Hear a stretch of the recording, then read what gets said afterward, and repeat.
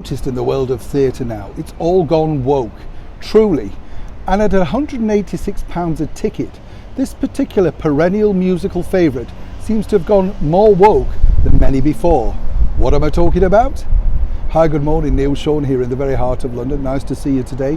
I just wanted to highlight it for you because if you are coming to London and you're thinking of going to see one of your perennial favourites, the musicals, whether it be Les Mis, Mamma Mia, Phantom of the Opera, or indeed this one, Grease. Remember, Grease is the word. We all loved it, didn't we? Way back in 1978 with John Travolta and the beautiful Olivia Newton-John. I've been lucky enough to meet Olivia. She's more stunning in the flesh. And I was a bit stunned. I don't know if you remember this, girls, but Olivia was into her 30s by the time she was playing a teenage Sandy. Didn't look like that though, did it? She just looked beautiful.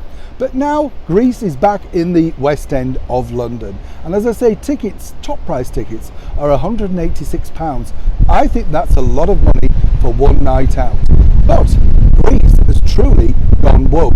And let me explain. I don't know about you, but I'm not bothered about wokery and all that sort of stuff. I just go to the theatre to be entertained. But now this new version of Grease, basically they've got the PR spin going out that for the very first time they have 3 black pink ladies. Now, does it matter? As long as they're brilliant actresses, singers, dancers, who cares? The fact that they've got work in the West End says they must be very good. So consequently, why decide to market it on that level?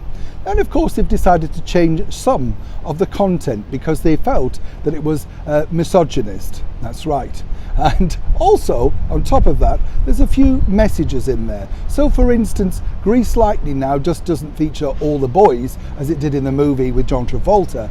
Oh no, it now features some of the girls too, to balance it out. You see where this is going, right?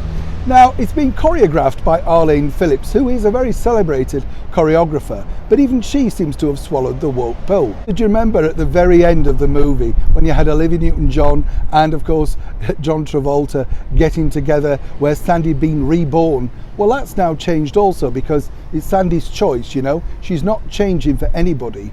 It's down to her whether she wants, of course, the character to like her.